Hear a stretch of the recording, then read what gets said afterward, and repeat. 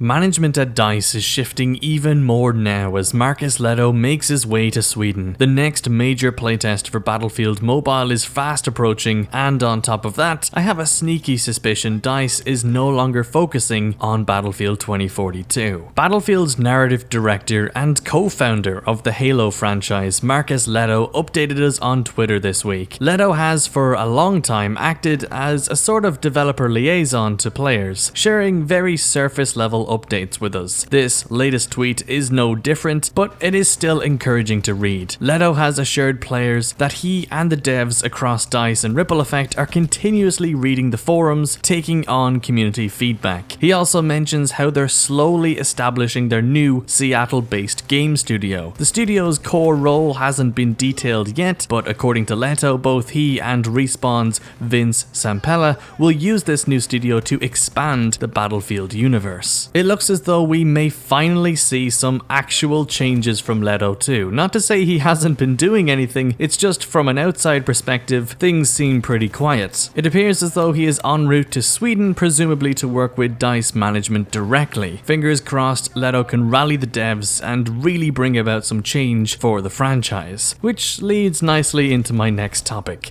the franchise. And I don't specifically mean Battlefield 2042. I mean the Battlefield series as a whole. Here's a hot take. I don't think DICE is focused on 2042 anymore. There, I said it. It's a bold statement, and I really hope I regret saying it soon. But here's why I think this. Over the past few months, more and more DICE developers and producers, for that matter, have moved on, either to other EA studios or completely separate companies. Many of the Sweden-based devs have gone to Ubisoft Stockholm, Fall Damage, or Embark Studios. But now we're seeing actual DICE devs be taken off Battlefield development in favor of other EA games. The level designer for the Breakaway map, for example, is currently working on the Dead Space remake. And JDOT, one of the key driving forces behind the marketing for 2042, has also moved on to other projects. It's pretty standard that the main bulk of the dev team move on to the next game once the current game ships. This is standard practice. I have no doubt that there is a significant group at DICE already working on the next Battlefield game. Again, this is common practice and done with every single Battlefield game. It's why there's two dev teams for Battlefield games, the launch team and the live team. But to see so many devs working on projects other than 2042 is pretty concerning. Now, let's be clear here, DICE is huge. As of 2020, it's roughly 700 employees strong, and with a new general manager and Lehto on board, I'm still somewhat hopeful things could be turned around. Again, I'm referring to the franchise here, not 2042. I still don't think 2042 can reach its full potential. Quick update on Battlefield Mobile. The developers at Industrial Toys, the studio working on this new mobile game, have delayed the next couple of playtests due to the ongoing situation in Ukraine. In a tweet, they announced that they are currently evaluating their next release and will share more soon. BF Mobile is still scheduled to go live later sometime this year, so I'd expect another playtest